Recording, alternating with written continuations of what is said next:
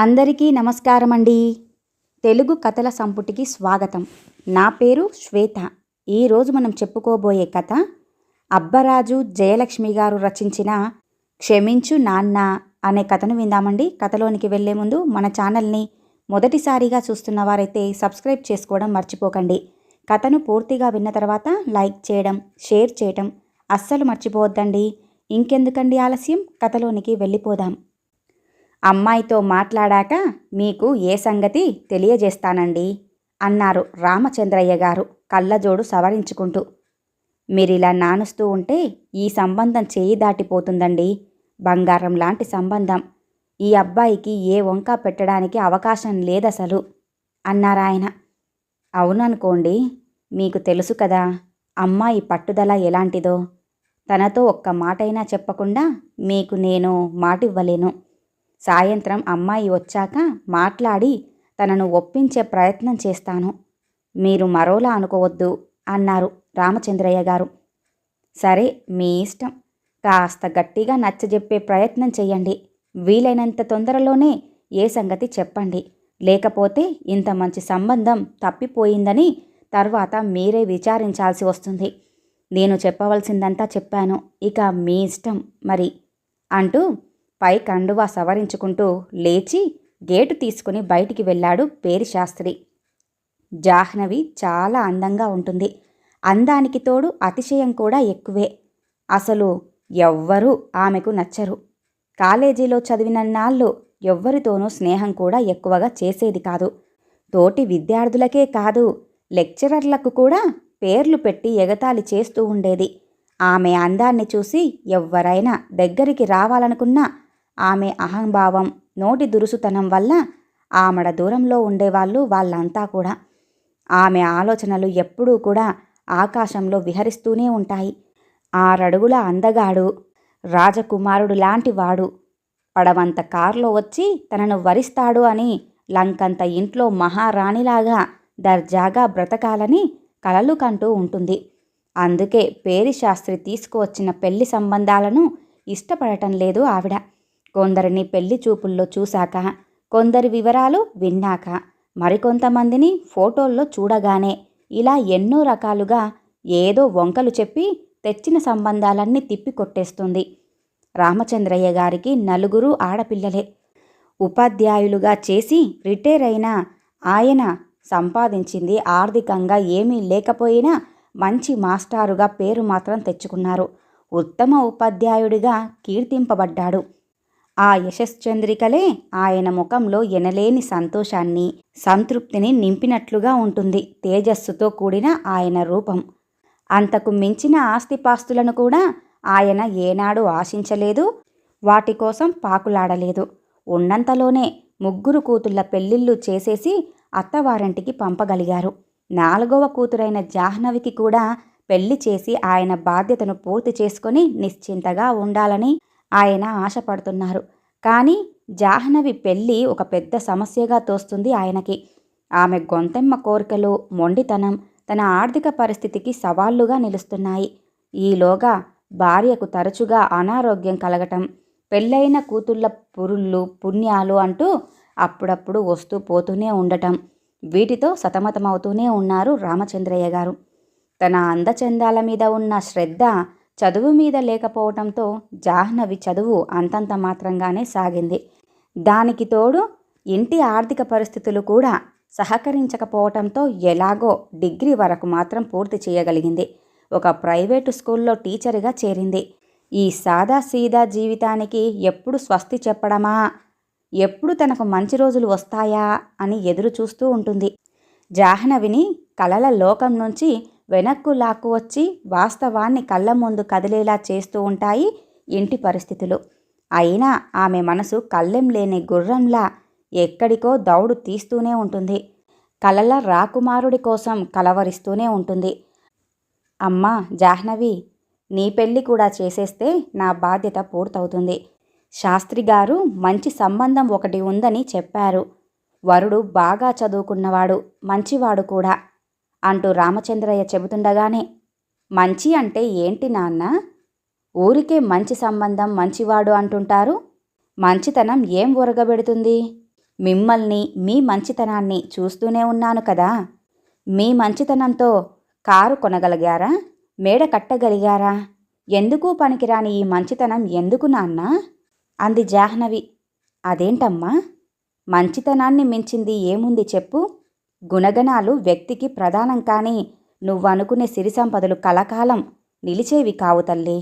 అంత గొప్ప సంబంధాలు తెచ్చే తాహతు కూడా నాకు లేదని నీకు బాగా తెలుసు కదా అన్నాడాయన. అది తెలుసు కాబట్టే నాకిప్పుడే పెళ్ళి వద్దంటున్నాను. అక్కయ్యలు పెళ్లి చేసుకొని ఏం సుఖపడుతున్నారో చూస్తూనే ఉన్నాను కదా. ఎప్పుడూ ఏదో ఒక లోటుతో అవస్థలు పడుతూనే ఉంటారు. వాళ్ళని అలా చూస్తూ చూస్తూ ఆ రొంపిలోకి నేను కూడా దిగదలుచుకోలేదు నాన్నా అందావిడ. పొరపాటు పడుతున్నావమ్మా. నువ్వు అనుకున్నట్టుగా వాళ్ళే మీ కష్టాల ఊబిలో కూరుకుపోయిలేరు. ఉన్నంతలో తృప్తిగానే జీవిస్తున్నారు. నా అల్లుళ్ళు ముగ్గురు బంగారం లాంటి వాళ్ళమ్మా. మనబోటి మధ్యతరగతి సంసారాలు అన్నాక ఏవో ఆర్థికపరమైన ఒడిదుడుకులు వస్తూనే ఉంటాయి అన్నారాయన. అదే నాన్న, ఆ ఒడిదుడుకుల సుడిగుండాల్లో నేను పడదలుచుకోలేదు. నేను వాళ్లకన్నా ఎక్కువ స్థాయిలో దర్జాగా బతకాలనుకుంటున్నాను. చూస్తూ ఉండు నాన్న, నా లైఫ్ ఎలా ఉంటుందో నీ కళ్ళతో నువ్వే చూద్దువుగాని. నువ్వు తొందరపడి ఈ అనాకాని సంబంధాలను చూడకు. నేను ఒప్పుకోనంటే ఒప్పుకోను, అంతే అంటూ కూతురు ధీమాగా పలికే ఆ మాటలకు రామచంద్రయ్య గారి దగ్గర సమాధానం లేకపోయింది. శాస్త్రిగారు చెప్పిన ఆ సంబంధం కూడా వెనక్కుపోయింది. కోరిందే జరిగిందా అన్నట్లుగా జాహ్నవి ఆశించినట్లుగానే ఓ పెద్దింటి సంబంధం వచ్చింది. అమ్మాయి కుందన బొమ్మలా ఉంది. ఇంక మాకు కట్న కానుకలు అక్కర్లేదు అన్నారు పెళ్లివారు. రామచంద్రయ్య గారి మనసు ఎందుకో ఊరట చెందక పిల్లవాడి గురించిన వివరాలు సేకరించారు రామచంద్రయ్య గారు. అతనికి లేని దురలవాటే లేదని తెలిసి ఆ సంగతే జాహ్నవికి చెప్పారాయన. అమ్మా, వాళ్ళు గొప్పవాళ్లే కావచ్చు, కానీ అబ్బాయి మంచివాడు కాదు. చూస్తూ చూస్తూ అటువంటి వాడికిచ్చి నిన్ను కట్టబెట్టడం నాకిష్టం లేదు తల్లి అన్నారాయన. రాక రాక వచ్చిన గొప్ప అవకాశాన్ని వదులుకోదలుచుకోలేదు జాహ్నవి.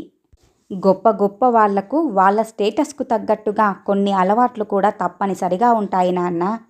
దాని గురించి నువ్వేమీ ఆలోచించకు. నాకీ సంబంధం ఇష్టమే నాన్న అంటూ మరో మాటకు అవకాశం ఇవ్వలేదు జాహ్నవి. సరే మరి, నీ తలరాత ఎలా ఉంటే అలాగే జరుగుతుంది కానివ్వు అన్నారాయన. పెళ్ళైన ఏడాదిలోపే జగదీష్ ప్రవర్తన వల్ల మానసికంగా చాలా నలిగిపోయింది జాహ్నవి. పిలవగానే పరిగెత్తుకొచ్చే పని మనుషులు, కావలసినన్ని నగలు, బట్టలు అన్నింటినీ చూసి తనంత అదృష్టవంతురాలు లేదని మురిసిపోయింది మొదట్లో. కానీ జగదీష్ నిజస్వరూపం తెలిసేసరికి ఆనందం ఆవిరైపోయింది. అతనికి తన పక్కన ఒక అందమైన భార్య బొమ్మలాగా కనిపించాలి, అంతే. ఆమెకు ప్రత్యేకమైన వ్యక్తిత్వం కానీ అభిప్రాయాలు కానీ ఉండకూడదు. అంతేకాకుండా అడుగడుగున మాటలతోనే చిత్రవద చేస్తూ ఉంటాడు. అలా ఎప్పటికప్పుడు అణిచివేయకపోతే భార్య, అందులోనూ అందమైన ఆడది, తనను డామినేట్ చేస్తుందని అతని భయం. మంచితనం అనేది మచ్చుకైనా కనిపించదు అతనిలో. ఒంటరిగా ఎక్కడికైనా వెళ్దామంటే సింగారించుకొని ఎవరి దగ్గరికి వెళ్ళాలని?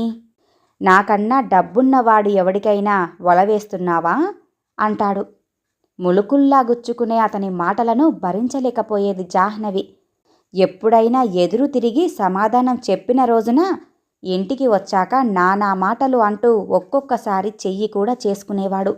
రాను రాను జీవితం అంటేనే నరకంలాగా తయారైంది జాహ్నవికి. పెళ్ళైతేనన్నా మారుతాడు అనుకున్న అతని తల్లిదండ్రుల ఆశలు అడియాసలయ్యాయి.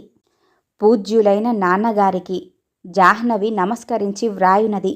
నేను పూర్తిగా ఓడిపోయాను నాన్న. ఏ తల్లిదండ్రులైనా పిల్లల క్షేమం కోరి మంచి మాటలే చెప్తారు.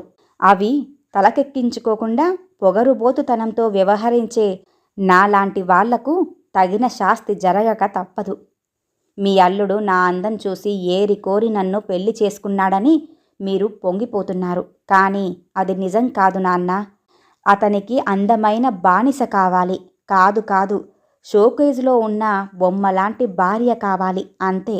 అందుకే పేదింటి పిల్లైతే చెప్పినట్లుగా విని తన విలాసాలకు అడ్డు తగలకుండా అణకువగా పడి ఉంటుందనే ఉద్దేశంతోనే నన్ను పెళ్లి చేసుకున్నారు. అంతస్తులకు ఆశపడి అహంకారంతో మీ మాట కాదని మిమ్మల్ని ఎదురించి ఈ పెళ్లి చేసుకున్నందుకు ఇప్పుడు నేను అధఃపాతాళంలోకి పడిపోయాను. నాన్న, అందం, అతిశయం, ఆస్తులు అన్నింటికన్నా మంచితనానికి, మానవత్వానికి విలువ ఎక్కువని నేను ఆలస్యంగా తెలుసుకున్నాను. జగదీష్ నుండి నేను వేరుపడటానికే ఇప్పుడు నిశ్చయించుకున్నాను. నాకిప్పుడు డబ్బు మీద కానీ, ఆడంబరాల మీద కానీ వ్యామోహం లేదు. బ్రతుకు మీద ఆశ లేదు. అలా అని నేను ఏ అఘాయిత్యమూ చేసుకోను. నేను ఇప్పుడు ఒంటరిదాన్ని కాదు నాన్న. నా కడుపులో పెరుగుతున్న బిడ్డ కోసం బ్రతుకుతాను.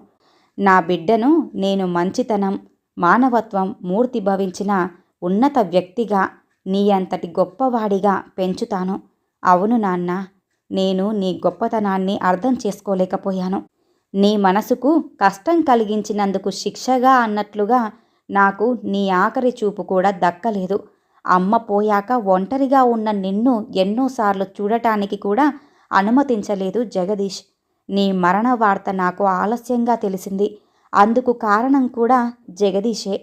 ఇటువంటి మనుషులు కూడా ఉంటారా ఈ లోకంలో అని అనిపించే విధంగా కన్న తల్లిదండ్రుల కడసారి చూపుకు కూడా నోచుకోకుండా చేశాడు జగదీష్. అందుకే ఇక నా బ్రతుకు నాదే. నేను ఇలా ఉత్తరం రాసినా ఈ ఉత్తరాన్ని అందుకోలేనంత దూరంలో ఉన్నావు నువ్వు. అక్కడికి ఉత్తరం చేర్చటానికి ఏ ప్రయాణ సాధనాలు లేవు. వేయటానికి ఏ పోస్టు డబ్బాలు లేవు. తెలియని చిరునామాతో లేని తపాలా పెట్టెలో వెయ్యాలని ఈ ఉత్తరం రాయలేదు. నా మనసుకి ఒకంత ఊరట కలిగించుకోవటానికి, పైనున్న నీ ఆత్మకు శాంతి కలగాలని ఆశిస్తూ నా ఆవేదనను, పశ్చాత్తాపాన్ని అక్షర రూపంలోకి మార్చి రాసిన ఉత్తరమిది. నువ్వు జీవించి ఉన్నప్పుడు నాకు బుద్ధి వికసించలేదు. నాకు జ్ఞానోదయమయ్యే సమయానికి నువ్వు నాకు అందనంత దూరంలోకి వెళ్ళిపోయావు. నీకు ఎంతో మనస్తాపం కలిగించి నిన్ను నా మొండితనంతో, అజ్ఞానంతో ఇబ్బంది పెట్టినందుకు అశ్రుపూరిత నయనాలతో నిన్ను క్షమాపణలు వేడుకుంటున్నాను నాన్న. నువ్వు ఎక్కడున్నా నన్ను క్షమిస్తావని ఆశిస్తున్నాను. నన్ను క్షమించు నాన్న. అహంకారంతో అంధకారం నుండి మంచితనం అనే వెలుగు దారి వైపు పయనిస్తున్న నీ కుమార్తె జాహ్నవి. ఈ కథ ఇంతటితో సమాప్తమండి. ఈ కథ కనుక మీకు నచ్చినట్లయితే లైక్ చేయండి, షేర్ చేయండి, అలాగే సబ్స్క్రైబ్ చేసుకొని మన ఛానల్ని ఎంకరేజ్ చేయండి. మీ యొక్క విలువైన అభిప్రాయాలను కూడా కామెంట్ రూపంలో తెలియజేయండి. ఇంత మంచి కథను మనకు అందజేసిన అబ్బరాజు జయలక్ష్మి గారికి ధన్యవాదాలు తెలియజేసుకుంటున్నానండి. మరొక మంచి కథతో మళ్ళీ కలుద్దామండి. నమస్కారం.